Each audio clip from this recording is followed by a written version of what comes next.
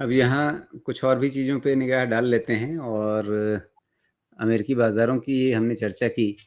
एक बात टेक्निकली अगर हम देखना चाहें, जैसे डाउ जोन्स में दिख रहा है कि ठीक पहले वाले जो 2 टॉप हैं उनको मिलाने वाली ट्रेंड लाइन जो है, उसके ऊपर ब्रेकआउट आया था, वो ब्रेकआउट क्या फॉल्स ब्रेकआउट साबित होने की तरफ बढ़ रहा है, या अभी भी जब तक इस ट्रेंड लाइन के नीचे वापस ना लौट आए, तब तक आशा बनी रहेगी? अगर हम इसी तरह से S&P 500 के चार्ट को देखें तो यहाँ दूसरी कहानी है। यहाँ तो उस मतलब पिछले सारे 3 टॉप्स को मिलाने वाली ट्रेंड लाइन जो है, ठीक वहीं पे चौथा टॉप बन गया, नीचे लगातार। और नैस्डैक में भी हमें कुछ वैसा ही दिख रहा है कि यहाँ पे तो मतलब उस ट्रेंड लाइन तक पहुँचने की हिम्मत ही नहीं जुटा पाया। तो इन तीनों में एक कॉमन बात है कि कहीं न कहीं एक डाउन ट्रेंड अभी भी है। डाउ जोन्स ने उसे नेगेट करने की कोशिश की थी, लेकिन अब उस पर एक सवाल खड़ा हो जा रहा है। डाउ जोन्स ने 33,100 के ऊपर में ब्रेकआउट लिया है, तो 33,000 तक डाउ जोन्स को कोई दिक्कत नहीं। वो नीडेड करेक्शन कम एडजस्टमेंट है in between Dow Jones and S&P 500, कोई दिक्कत नहीं।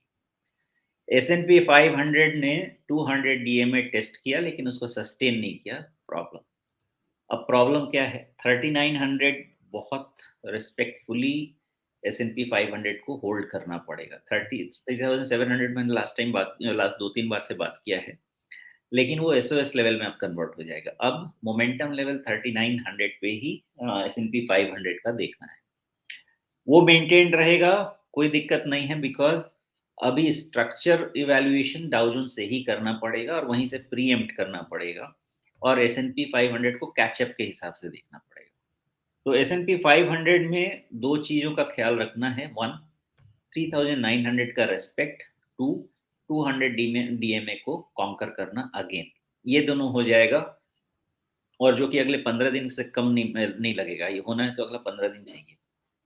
अगर ये दोनों हो जाएगा तो फिर कोई दिक्कत नहीं है। डाउ जोन्स भी कंसोलिडेट करेगा और S&P 500 भी थोड़ा ऊपर बढ़ेगा। ये दोनों का मेन मुद्दा है। तो अभी खतरा मुझे वहाँ पे नहीं दिखता। ठीक है, करेक्शन है जो भी, ठीक है, कोई दिक्कत नहीं है। नैस्डैक का ही मेन चीज़ अभी मैं समझ नहीं पा रहा हूँ, लेकिन नैस्डैक कुछ भी हो जाए, मैं 10,200 300 के पहले किसी भी तरह से कोई डाउट नहीं करने वाला। ये बात और है कि मुझे 12,000 के ऊपर नैस्डैक का क्लोज़ चाहिए, इसमें कोई शक नहीं है। लेकिन वो अभी प्लेस में है।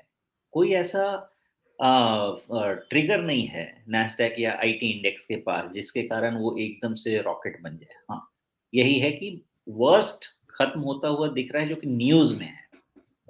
एक्चुअली वर्स्ट खत्म नहीं हुआ, लेकिन वो जो न्यूज़ बेक इन करना चाहिए वो इंडेक्स ने कर रखा है।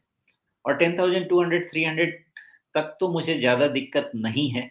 मैं चाहूँगा कि नैस्डैक 10,600 के नीचे क्लोज़ नहीं हो और 200-300 पॉइंट का मार्जिन रखना है। बाकी सब ठीक है, थोड़ा करेक्शन, कंसोलिडेशन चलता रहेगा, टाइम पास चलता रहेगा नैस्डैक। जी। लेकिन यहाँ पर निफ नैस्डैक जहाँ पर बंद हो रहा है, या पिछले हफ्ते जिन निचले स्तरों को इसने छुआ है, बिल्कुल 50 डे मूविंग एवरेज पर ये सपोर्ट लेता हुआ दिख रहा है। अगर ये इसके नीचे फिसल जाता है तो वापस ट्रेंड के लिहाज से आप short term, long term, medium term तीनों लिहाज से फिर वापस नकारात्मक हो जाएँगे, नीचे की ओर हो जाएँगे।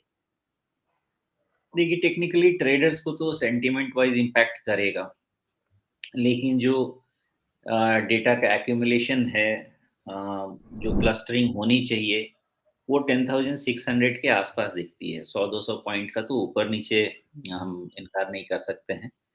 लेकिन डेटा जो क्लस्टर बन रहा है नैस्डैक का 10,600 विद सम डेविएशन है।